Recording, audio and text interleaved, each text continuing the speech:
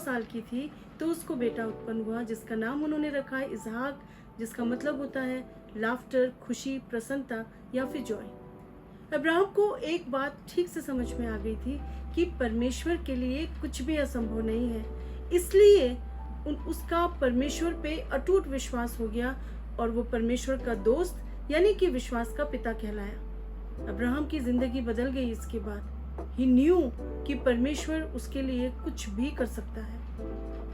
उत्पत्ति के 22वें अध्याय में हम देखते हैं कि पहली बार इसहाक का जिक्र है कि वो अपने पिता के साथ पर्वत पे चढ़ रहा है जिसका नाम है मोराया, और परमेश्वर ने इब्राहिम को आज्ञा दी है कि अपने इकलौते बेटे इसहाक को जो सारा के द्वारा उत्पन्न हुआ है उसको बलिदान कर दे।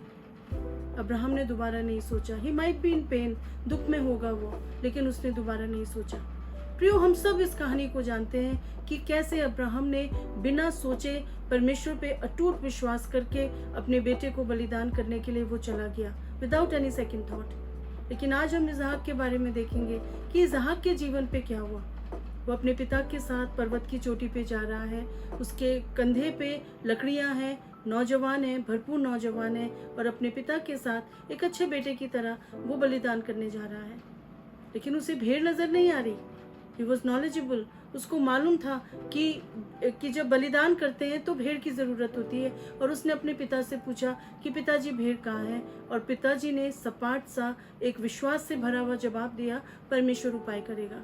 Everything was so normal, they were both happy. लेकिन ऊपर जाके इसहाक को सदमा लगा। उसने देखा जिस पिता पे वो भरोसा रखता था वही पिता ने उसको बांध दिया लकड़ियों से, उसी लकड़ी पे जिसको वो लाद के आ रहा था, और उसको मारने पे आमादा है। आप सोचिए इसहाक के बारे में, उस पे क्या बीती होगी। एक क्षण के लिए उसकी आंखों के सामने अंधेरा छा गया होगा। वो पिता जिससे वो सबसे ज्यादा प्यार करता है, जिसको उसने सुरक्षा का दूसरा नाम दिया होगा, वही पिता आज उसका कत्ल करना चाहता था। उसका विश्वास अपने पिता से टूट गया होगा। प्रियो, क्या आपको एहसास है कि जिससे आप सबसे ज्यादा प्यार करते हैं, यदि वो आपके धोखा दे तो आपके दिल पे क्या बीतती है। आपको ऐसा लगता है दुनिया से चले जाऊं तो अच्छा है। शायद ऐसा ही कुछ इसहाक के द्वारा हुआ होगा, क्योंकि बाइबल नहीं बताती है कि वो भागा वहां से। ही जस्ट गिव अप। ठीक है पिताजी, तुझे मुझे मारना है तो मार ले, अब I will not run away. मेरी जिंदगी तो खत्म हो गई, मेरी दुनिया तो खत्म हो गई, लेकिन परमेश्वर ने एक सरप्राइज उन्हें दिया, और परमेश्वर ने कहा भेड़ रखी है नीचे, जाके उठाओ और उसका बलिदान करो। पिता से तो विश्वास उठा, लेकिन परमेश्वर पिता पे उसका अटूट विश्वास हो गया। He got to know कि जीवन देने वाला उसका पिता नहीं है, जीवन देने वाला परमेश्वर पिता है। जब वो ऊपर जा रहा था पहाड़ की चोटी पे, उसका व्यक्तित्व अलग था, लेकिन अब जब वो नीचे आ रहा था उसका व्यक्तित्व बदल चुका था। किस बात ने प्रभावित किया इसहाक को? क्या आपने इस बारे पे कभी ध्यान दिया?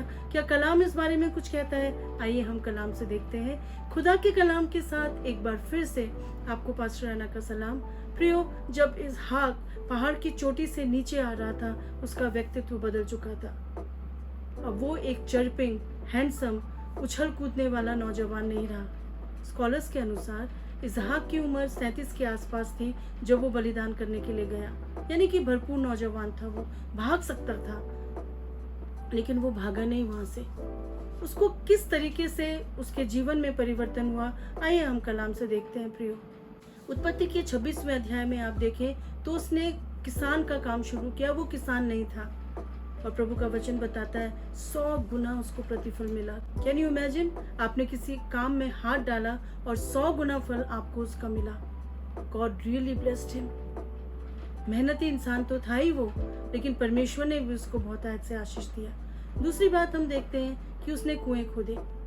जब उसने कुएं खोदे प्रियो, लोग आके उसको परेशान करने लगे। जो लोग थे उससे जलने लगे, डहा करने लगे, क्योंकि प्रभु का कलाम कहता है कि परमेश्वर की मार्ग में वो उन्नति करता गया, आगे बढ़ता गया, और धनी वो होता गया। और लोगों ने उसको परेशान करना शुरू किया। कभी कब्जा कर लिया तो कभी उसके पीछे से उसके कुओं पे रेत डाल दी। यदि आपको लग रहा है कुआं खोदना कोई बड़ा काम नहीं था, तो मैं आपको बता दूं, कनान जैसे देश में कुआं खोदना बहुत ही मेहनत का काम था। कभी कभी तो 100 फीट नीचे तक कुएं को खोदना पड़ता था प्रियो। बहुत सारे मनुष्य की ज़रूरत होती थी कुआं खोदने के लिए, समय की ज़रूरत थी, और इतनी मेहनत के बाद जो लोकल लोग थे वो उस पर कब्जा करते गए, क्योंकि वो उससे डर गए थे कि ये व्यक्ति शक्तिशाली है परमेश्वर के द्वारा। अबीमेलेक ने तो उससे यहाँ तक कह दिया, हमारे पास से चले जा, क्योंकि वो डर गया था उसके रुतबे से। और फिर भी बात नहीं बनी, वो चला गया वहां से प्रियो। लेकिन फिर भी अबीमेलेक वापस आता है उसके पास और उससे बोलता है कि मुझे नहीं पता, तू मेरे साथ संधि वाचा कर। और इसहाक ने पूछा, तू वापस क्यों आया है? उसने बोला, मेरे साथ संधि वाचा कर कि तू मुझे दुखी नहीं करेगा, तू मुझे हानि नहीं पहुंचाएगा। और वहां पर इसहाक ने उसके साथ पीस ट्रीटी की, यानी कि संधि वाचा की। People knew him as the wealthiest man out there. ऐसा नहीं था प्रियो उसके पास सेना नहीं थी। उत्पत्ति के 14वें अध्याय के अनुसार आप देखें तो वहां पर उसके पिता के पास 318 व्यक्तियों की सेना थी। इसके द्वारा उसने 5 राजाओं को हराया था। प्रशिक्षित सेना थी जिसको अब्राहम के घर में खुद प्रशिक्षित किया गया था। और मुझे लगता है समय के साथ आर्मी में, सेना में इजाफा ही हुआ होगा, घटती नहीं हुई होगी उनकी। ही न्यू कि फालतू बातों में समय बिताने से कोई मतलब नहीं है, लड़ने से मतलब नहीं है। जहाँ मामला शांति से सुलझता है सुलझने दो, मुझे आगे बढ़ना है। सुलझा हुआ इंसान था। बाहर से लगता था कि सीधा साधा सा पुरुष है, लेकिन अंदर से वो एक बहुत ही स्ट्रांग व्यक्ति था। परमेश्वर पे अटूट विश्वास था उसका। यदि आप देखें वचन को तो प्रियो 40 बरस में उसकी शादी हुई, अपने पिता की मर्जी के अनुसार रिबका से उसकी शादी हुई और वो बाँझ थी। उसने अपने पिता की तरह गलती नहीं करी। उसने 20 साल तक अपनी पत्नी के लिए प्रार्थना करी। बाइबल में लिखा नहीं है उसकी कोई कॉन्क्यूबाइन या फिर कोई रखैल थी। उसने अपनी पत्नी के लिए प्रार्थना करी और 20 साल के बाद अपनी ही पत्नी के द्वारा उसको 2 पुत्र उत्पन्न हुए। He really loved his wife. He was committed. He knew परमेश्वर कुछ भी कर सकता है। आमेन। प्रभु का वचन बताता है प्रियो कि परमेश्वर ने उसको आशीषित किया। एक जो भय है ना इंसान का, लोगों के मन में उसके प्रति बैठ गया था। उसका जीवन बहुत अलग था। जब परमेश्वर ने उससे मुलाकात करके कहा कि तेरे पिता अब्राहम के कारण मैं तुझे आशीषित करूंगा, उसने टाइम नहीं लगाया, फटाफट वहां पर उसने वेदी बनाई। He was a man of altar. वेदी का पुरुष था वो। क्या मतलब है इसका? वेदी का मतलब है जब कोई इंसान वेदी बनाता था प्रियो परमेश्वर के लिए, तो वो परमेश्वर के पास जाके ये बोलता था कि प्रभु, मैं जानता हूँ कि तू सर्वशक्तिमान है और मैं तेरे आगे अपने आप को समर्पित करता हूँ। He was willing to surrender himself completely to the Lord again and again because he knew कि परमेश्वर के लिए सब कुछ संभव है। परमेश्वर ही है जो उसके जीवन को बना सकता है। 75 साल की उम्र में उसने अपनी नई जिंदगी की शुरुआत करी, जब 175 साल की उम्र में उसके पिताजी का निधन हो गया। उसने पीछे मुड़ के नहीं देखा। एक और बात, वो एक अकेला ऐसा व्यक्ति था जो कनान से बाहर नहीं गया। He stayed where God wanted him to be there.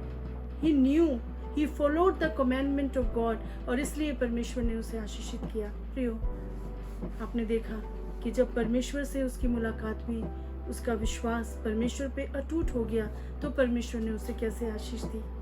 मरने की स्थिति तो आई, बलिदान तो इसहाक का ही होना था, लेकिन परमेश्वर ने उसे बिल्कुल एक नए व्यक्ति के रूप में परिवर्तित कर दिया। क्या परमेश्वर ने आपसे कहा है कि तू अपनी प्रिय वस्तु मेरे चरणों में रख दे? यकीन मानिए आप भी आशीषित होंगे, और जिस चीज़ को परमेश्वर आपसे कह रहे हैं, परमेश्वर उस जगह पर भी आपको बहुत आयत से आशीषित करेंगे। बस देर इस बात की है कि आप अपने आप को परमेश्वर को समर्पित कर दें। क्या आप प्रभु के लिए कदम उठाएंगे?